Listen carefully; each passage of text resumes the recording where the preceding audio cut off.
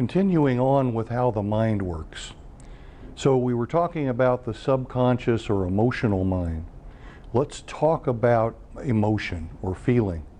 I know as therapists we're taught a lot of things about feeling. It's important for people to understand feelings and learn how to express them appropriately, but I believe as therapists we tend to put too much meaning on feelings. Let's think about what feelings are, or emotions. Emotion. Energy, motivating, energy in motion. So the purpose of a feeling or an emotion in nature is to cause an action. What action does it cause? Well, in the case of fear, when a wolf is approaching a rabbit and the rabbit senses the wolf, the rabbit's mind causes him to feel fear. Why? Not because we understand, well, what does the fear mean? No, fear is produced to get a rabbit's attention. It provides energy, alertness, and many other processes going on in the body to cause the rabbit to be alert, conscious, focused, and it causes him to feel bad, what we call fear, because it's trying to get him to do something. What? Run! So as rabbit runs, and he gets to his hole, and he's safe, immediately his mind updates. There's no wolf chasing him now, therefore there's no purpose to the energy, there's no purpose to the motivating emotion, so his mind immediately updates. Boom, think I'll go have a carrot now. He doesn't continue to feel something if it's not actually happening. Human mind, however, has the capacity to replay what just happened. Even though it's not happening now, it can replay something that happened. As it replays the thing that happened, the emotional mind gets confused. This is that disconnect between rabbit and supercomputer. So as it continues to play the movie of the thing, the emotional mind is confused and is producing emotion, energy, and motivating energy to get the person to do something about the thing that isn't actually happening right now.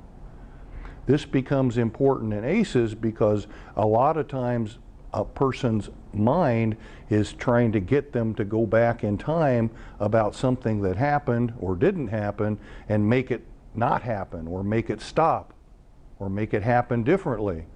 Well, of course that's impossible, but we can think it, and the emotional mind responds literally to what we think as if it's actually happening. Interesting concept, isn't it?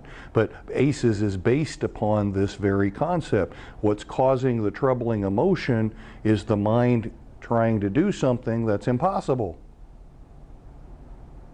Once we're able to speak to the rabbit mind, and I'm going to teach you how to speak rabbit, once we're able to speak to the rabbit mind, it gets it finally, and then once the rabbit mind gets it, it stops producing the emotion because it gets that it's impossible.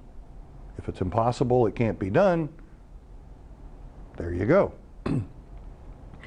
Anger, another emotion. Anger in nature is designed to cause something else or somebody else to stop. Get away from my territory. Get away from my food. Get away from my babies. Get away from my mate. Stop, stop, stop, stop. When a wolf sees another wolf coming towards the rabbit that he just killed, that he's getting ready to eat for dinner, the wolf's mind causes him to get angry.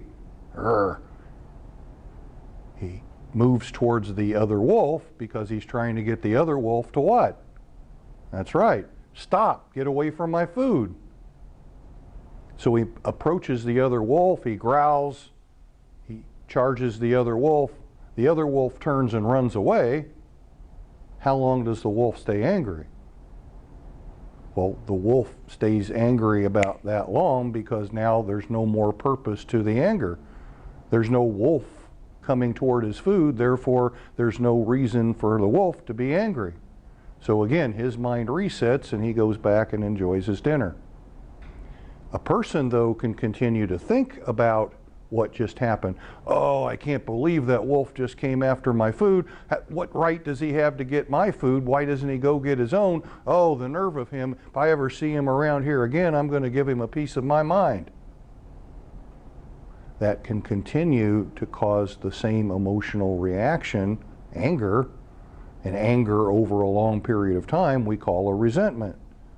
So if you're dealing with somebody who has anger over a long period of time, that's called a resentment. What's causing the resentment is that they continue to be thinking about something that happened that caused them to be angry, and they remain angry even though the thing no longer is happening. Again, these concepts are important in ACEs because it helps us to understand as we're sitting with our client what their mind is doing to cause the emotion, and rather than looking at why they feel this way and analyzing it, we are looking at what we can do to cause the mind to stop doing what it's doing to cause the negative emotion. It's a different way of thinking about it, but it's very useful in what we're learning in ACEs because it very quickly can cause the symptom or the emotion to dissipate, to disappear, to shut off, and therefore we don't have to spend a lot of time analyzing it because it's no longer there. It stops.